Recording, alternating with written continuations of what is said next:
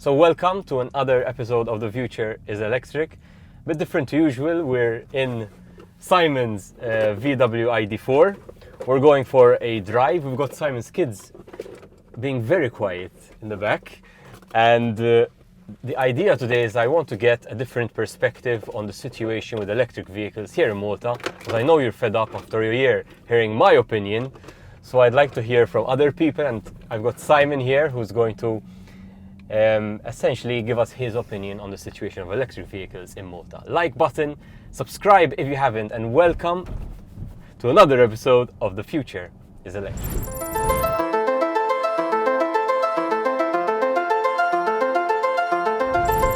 So Simon, once again, thank you for your time. If you haven't seen it, Simon spoke to me in another episode, which I will link above, about his experience driving long distances, so definitely outside of Malta, in an electric vehicle. So you can check that out in the link above. Simon, we are in Malta today. Hi Luke, alright? I'd like to hear your opinion on the situation from your perspective of electric vehicles in Malta. For example, in particular, how or why did you choose to get an electric vehicle? Very simple. I wanted something that is new of technology, and I wanted something that's not half-baked. That's why I went to fully electric. After I done extensive research on the market, I quickly came to the realization that both hybrids and plug-in hybrids don't make any sense. Yeah. Why? Very simple. Lithium-ion have a lifespan. Like everything in life has a lifespan. Even an internal combustion engine have a lifespan. Lithium-ion have 1,500 cycles. And that's the lifespan of the battery. So, the smaller the battery, the faster you will cycle to 1,500 cycles. Sure. That's very simple.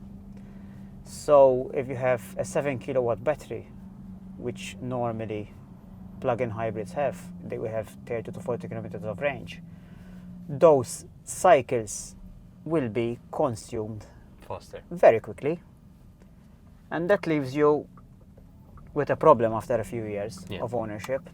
To be fair though, the replacement cost of that smaller battery won't be exorbitant. True, but then after I agree with your stand there, I said to myself as well, why I'm gonna carry an internal combustion engine with me all the time as a dead weight and all the moving parts. And when did you start thinking? So you've had the car for how long now? It will be 2 years next August. So nearly 2 years. Mm-hmm. And how long before that did you start saying I want to go electric? 10 years ago. 10 years ago. So why did it take you so long to go Because for the it? technology wasn't ready yet. Right. My first car that I was looking at was the Nissan Leaf. Right. But I soon realized that the Nissan Leaf was not okay for me. Why? Because of the thermal management. And that has a passive cooling system, and for Malta it's good, it's not bad, but the battery again will wear down quicker, because if we had a heat wave and it's more than 3 days, then the battery will not like it. Let me just say something about this. I agree with you. I also prefer a battery which has the active cooling, etc. However, recently Nissan came out, the CEO, and said that despite the cars, the Nissan Leafs, being on the road for 12 years, the absolute majority of the batteries are still in the cars. That is correct. And this is with a battery which is not being cooled, which scientifically we know is better. Uh-huh. So that just goes to show you how these EVs with the liquid cooled battery, you can just forecast how long they're going to last if the ones with the inferior technology sort of are still going strong after 12 years. You know? Of course. And from that time, battery of a Nissan Leaf was 25k as a replacement, and today it's just 5k. Yes. Plus, with that 5k, you will get a bigger battery in your Leaf, and you can also refurbish your battery of your Leaf. You can as well change a part of the battery, not the whole battery. Exactly. Find the cells that are not up to it, and you just replace those, and it will cost only a couple of $100 to replace. Another nice thing I saw with the old Nissan Leafs, they actually made the battery pack of the new Nissan Leaf, which I believe is around double the size, physically compatible with the old Leaf. So I've seen people who have upgraded their battery, not because it was bad, but because they wanted more range and they wanted to take advantage of the extra kilometers, and they took out the old battery and put in a new battery, which is now double the capacity. Yes, and the car is upgraded. Exactly. So you've been thinking about this change a very long time. Yes. You finally got the car. Yeah. Did it meet your expectations?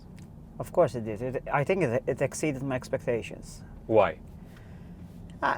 First of all, I was spending about €40 per week on fuel with my old Honda. Because you're someone who drives a lot as well. Yes, I drive a lot. That's why I chose. What's your yearly average kilometers? Do you know? In 9 months, I did 14,000 kilometers in this car.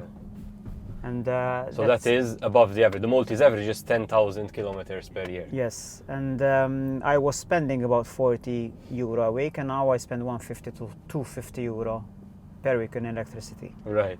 2.5, just to be clear. Yes.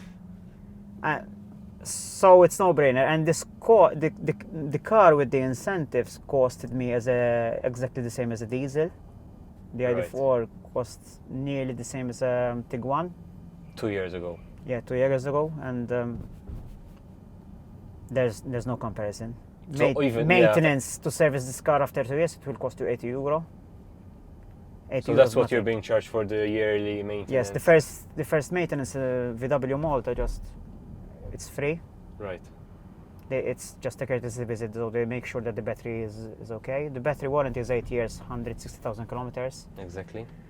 And to do 160,000 kilometers, even myself, that I drive that much, you won't manage to exceed the battery warranty. Yes. Here in Malta. For sure. So you were never concerned? I mean, people when they talk about electric vehicles are concerned about a number of things. Probably the biggest of those concerned is the battery, right? Yeah, the battery. Yeah, when you're gonna change it. When you're gonna change it, it's gonna be a huge expense. Did you have any of those fears going into it? Yeah, of course. But when I did my research, and you do proper research, and especially when you have a thermal management of the battery. And with a big battery, and I charge my battery only once a week, and I charge up to 80% because I don't need to charge more. Yeah.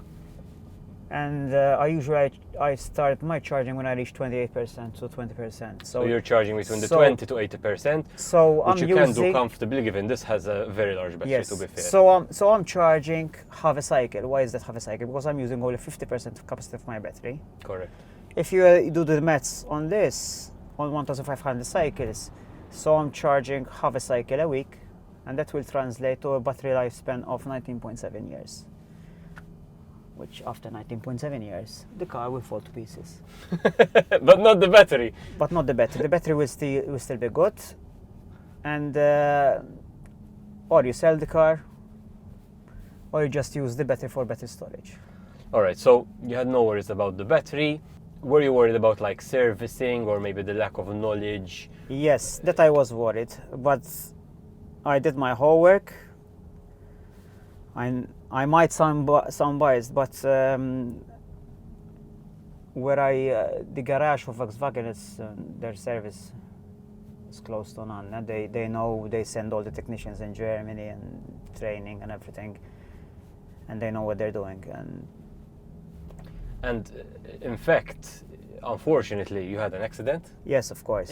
Nearly new car. Yes, after 9 months of ownership, I was hit.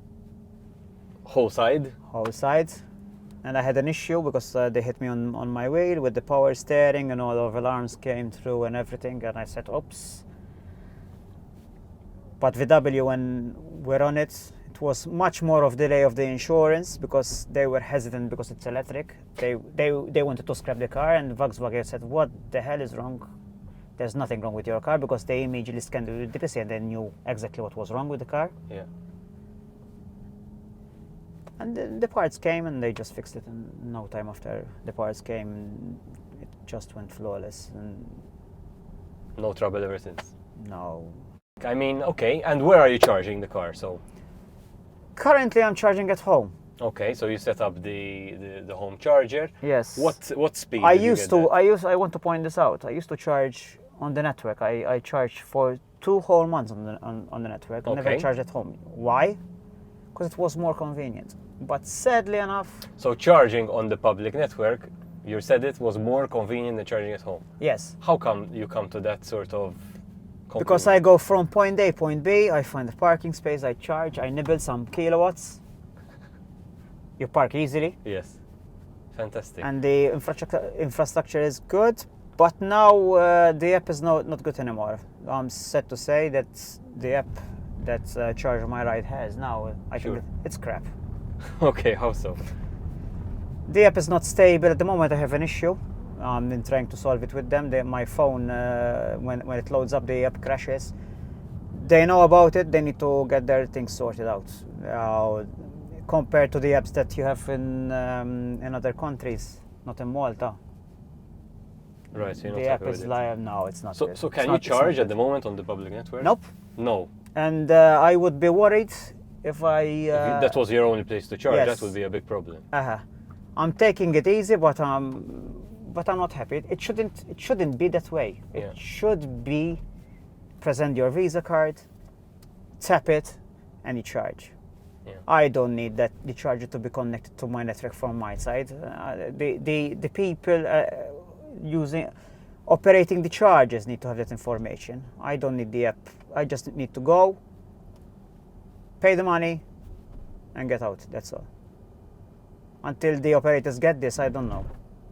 If it won't be good. All right. So so now you're charging at home. What speed/power charger did you go for? And I'm curious because this is a big battery. 7 kilowatt 7 kilowatts on single or three-phase? single. On single phase. And okay, that's interesting. Is it fixed 7 or does it automatically smart fluctuate the speed? It's smart. It's fluctuating. Smart. It's the charger that I have is I bought it from not bought it. It was given to me by VW With the car? with the car, so I did not pay extra for it. At the time there was an offer. And it's a smart charger, which generally, for those who don't know, means if you're charging at 7 kilowatts on single phase, it leaves very little wiggle room for the rest of the house.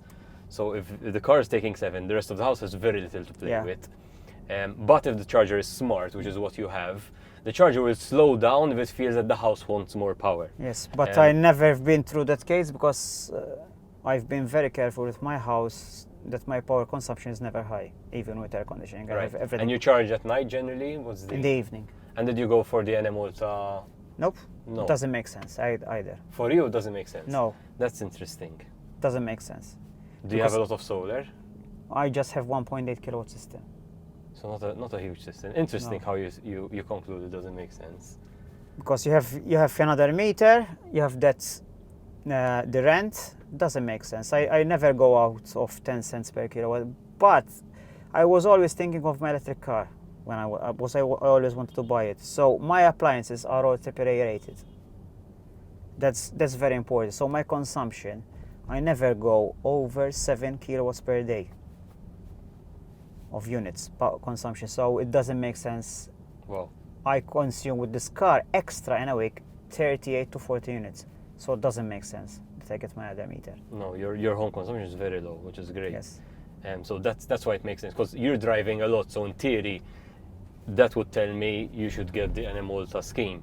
But if you tell me your home consumption is very low, like you're saying, then I guess you're right there. Mm-hmm. That's an interesting thing to think about, and even for those watching when they're like sort of deciding if they want to do Yes. the Malta scheme, When- which gives you a cheaper and fixed rate Yes. to charge, basically. When you're choosing the appliances, you have to go for the appliances that consume less. That's critical. And also the car, which consumes less. Yes, 'Cause that's why I chose this one as well. I mean, an electric car is insanely more efficient than a petrol car. And if you just compare those, it's a no-brainer. But now we're going to start and enter a phase where we're comparing the efficiencies of the cars themselves. Because the brands are doing something, different things here and there, which results in how much energy draw the car is using. And I was seeing your statistics on the screen, and you were averaging, I think, over the lifetime of the vehicle, around 15, right? Yes. 15 kilowatts per 100, which for a car as big as this Volkswagen ID4, which is You call this an SUV size, yes. right? I mean, it's a big car, you know, big family car, 2.5 tons. Yeah. That is a very good efficiency, 15 kilowatts per 100. So I think cheers to the Volkswagen engineers who sort of figured that out. And I know in the future that is definitely something that's going to be improving. But at the moment, 15 per 100 for a car this size is fantastic, I think. I think so. You got the grant to buy the car? Yeah, that was flawless as well. That was flawless. People are impatient, but how long did it take you to get the grant? I think 6-7 months. 6-7 but months. That's the waiting time, and the funds never get exhausted because once there's like tranches of funds, they get depleted, and then the next tranche comes out. So when it's your turn, there's no need to panic. And, Patience. And the money is not coming from Malta; it's coming from the EU. Yeah. So it's not gonna drain up. Okay. This is your first electric car in the family? Yep. Do you consider do you have other cars in the family? Yeah, we have a Toyota Yaris. Okay. And currently my wife is thinking about... How old is that car? It's nearly... it's 10 years now. 10 years. Nearly 11. So is it a hybrid? No, it's a petrol car. It's a petrol car, okay. But my God, that is expensive to run.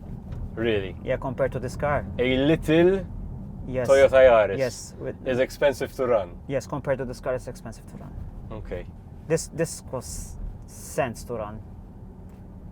Exactly. So we're using this car all the time, and that's it. The other car it's more expensive. Once people realize that an electric vehicle, it's so cheap to run, especially here in Malta, because in Malta we don't have motorways, and the electric car is more efficient in these roads than going on a motorway. Once they get that, they will ditch their petrol cars. So I'm curious, obviously I agree with you, I've come to the same conclusions. Our electric vehicle take-up in Malta is good, but this is definitely not the best in Europe either. What do you think is holding people back? They're afraid of change, and people are reluctant to change. I'm an ex-petrol head myself. I will never buy a petrol or diesel car again in my life. Right. So you would never go back? No. A former petrol head? Yeah, and I used to love Hondas. I used to love the sound of... You've got to miss the sound though. I Nope. mean, no. No. Why not? Because it's a new sound, right? An electric car has a sound of a jet engine when you hit it. Yes. There's nothing to compare.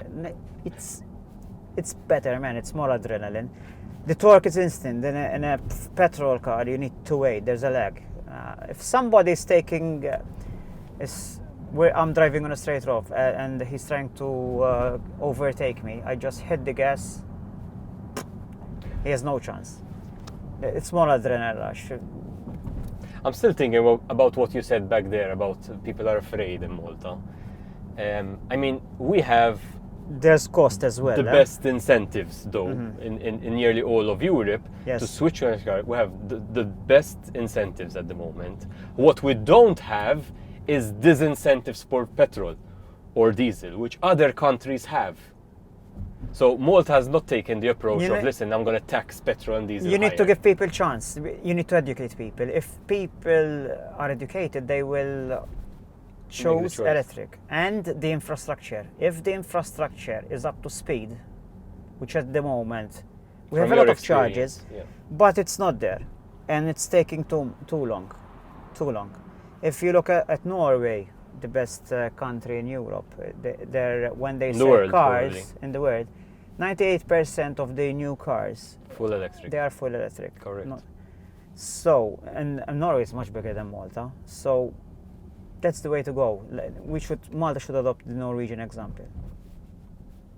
And easy to say, but what people don't realize, we have better conditions than Norway for electric cars. Yes, of our course. weather and our distances are so ideal compared to Norway. Like if you were to choose a place in the world where an electric car is not feasible, it would probably be Norway, because it is so cold there. Yes. That the range of the car, WLTP, if it's 300 kilometers, they would barely get probably half or a bit more than half of that. Yes, that's true. Because of the cold weather. Yes. And yet, here they are accelerating ahead more than the rest of the world, you know.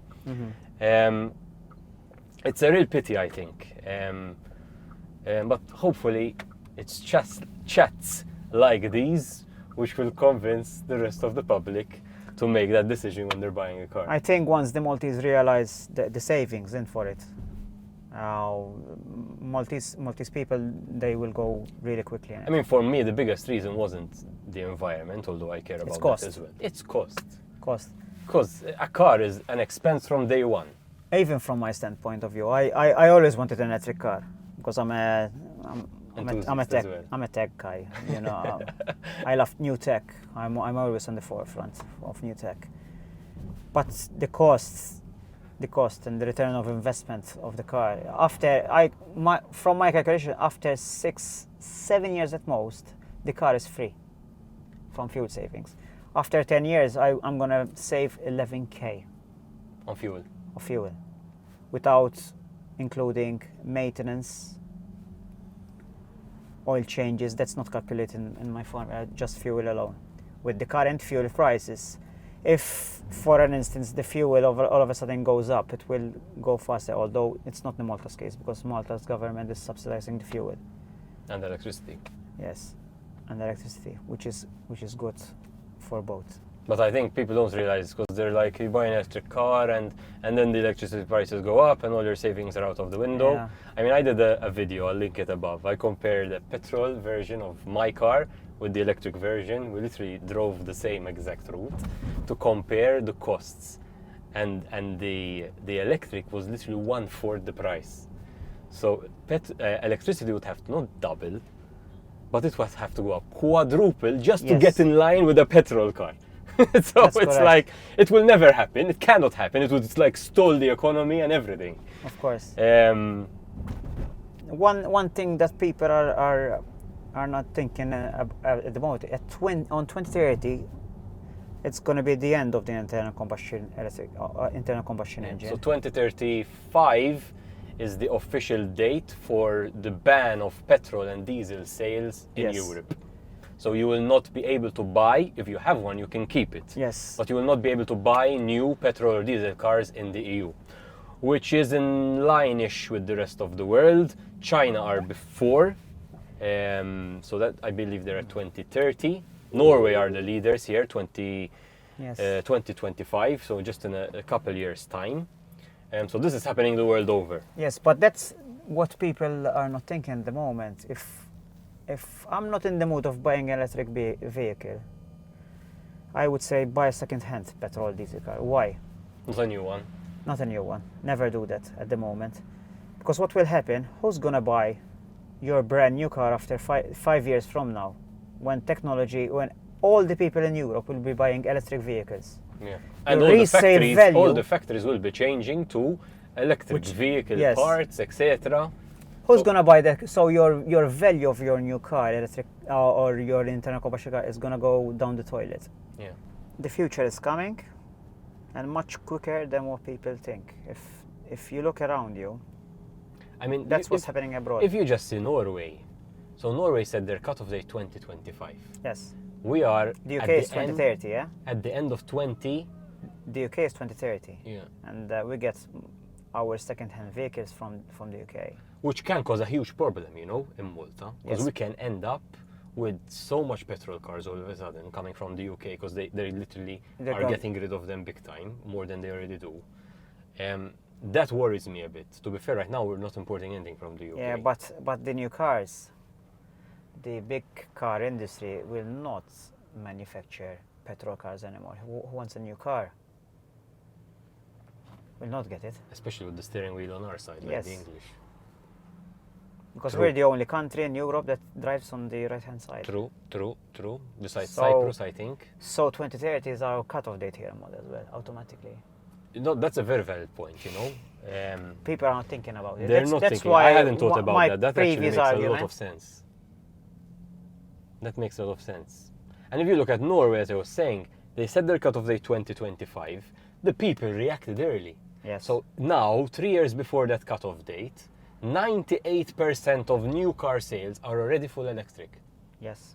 So the government set the date, and the people not only are sort of in line with what's going on, but they are thinking 3 years ahead here. What the government needs to do here, it's just provide stations. And first... Charging stations. Yes, and first, in order for the private sector to follow up, the government needs to kick in, like what Norway did. The government needs to provide charging infrastructure. He needs to do it himself. And then But we have chargers, right? There's like 300 chargers. We need more. We need more? We need more. Because it has to be convenient. At the moment, I think it's in a balance. But if you put more chargers, people who live in an apartment will not think it twice. Because people tend not to want to walk. Yes. No, nobody wants to walk in Malta. That's the reality, and we need to... Neither to buy our pastizzi, Yes. neither for nothing, no walking minimal. I think I agree with you that we need more public chargers and the volume will help. My biggest concern, and I think this is where the government needs to put some serious incentives, is where the private industry, say the big supermarkets, which we're passing from near one right now, haven't started installing chargers in their park. In their... For example, I'm impressed how Lidl has no charging station. In Malta. In Europe, they do. In Europe, every Lidl supermarket has minimum of 4 charging stations. Yes. And Malta's Lidl Malta's nowhere to be found. And I, as an electric car user, would choose one supermarket over the other if I know I'm also going to get my weekly charging done. Yes, of course. Like, when are the supermarkets going to wake up to this business opportunity? 10,000 cars on the road that need to charge. And listen, I'm going to do my shopping there and not there because here I can charge. That's a no-brainer for me. If they provide charging, I will go to that supermarket. I think a lot of people will think that way. And possibly it's because of the mentality coming from petrol. They're not realizing that the market, the methodology is shifting. Mm-hmm. There's only one hotel in Malta. You go and park there, you pay for the parking. And you charge for free. Exactly. There's only one hotel. Yeah. And when I'm in that area, particular area... You go there. I go there. I agree. Same here. So, hopefully, the people who take these decisions are listening. And will start acting on what they're missing out on, which I think is a huge business opportunity at this point. Mm-hmm. Simon, a question I have actually. So you were thinking about going electric 10 years ago. Yes. And you had the car nearly 2 years now. I'm wondering if there was anyone around you, a friend, a colleague, a family member, who already had an electric car when you bought this. Actually, there was my cousin. Okay. He has a Nissan Leaf.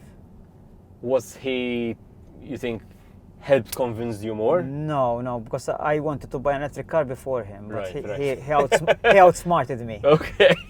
And was there anyone, since you've had the car close to you, who has then decided, yes, I'm going to go electric as well? Yes, of course. You know, I think this is it, because people need that reassurance from someone they know. Like for me, when I saw my dad's car, 4 years, you know, he's driving with it for quite a long distance every day, to and fro. And the biggest worry is this battery. And 4 years on, the car is battery-wise not practically new. It is better than new because it's exceeding WLTP 4 years after. For me, that was the official confirmation that everything you hear about the battery does not apply here in Malta. Yes, of course, because in Malta the speeds are low, so the car is more efficient and the battery is never stressed. That's the reality, and there's no need in Malta to charge it on quick charging, high DC charging. There's no need because the distances are not great. Exactly. Like for instance, this car I charge it once a week at home with 7 kilowatt charging because I just give it 5.5 hours of charging time. 5.5 hours during the night is nothing. Yeah. Simon, thank you so much for your insight. No problem at all. I appreciate the drive. I love the sound it makes as well. Mm-hmm.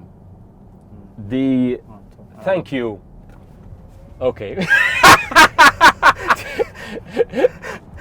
You can't get an electric car without doing that. I have to hold on now. Make sure you hit the like button. If you have any questions, leave them below. Share your opinion. Make sure you hit the subscribe if you haven't. As of recording this video, we are getting close to 1,000 subscribers. So everybody counts, so make sure you hit the subscribe. We do appreciate that. If you're watching this from another country, we do appreciate your input. How are electric vehicles going in your country? What is the public perception? What are the grants like? How much does it cost to run the car over there? Because the situation in Malta, from my perspective, and as you heard from Simon's as well, is practically a no-brainer to go electric. But if you're one of those people who weren't convinced, I hope we've convinced you that the future is electric.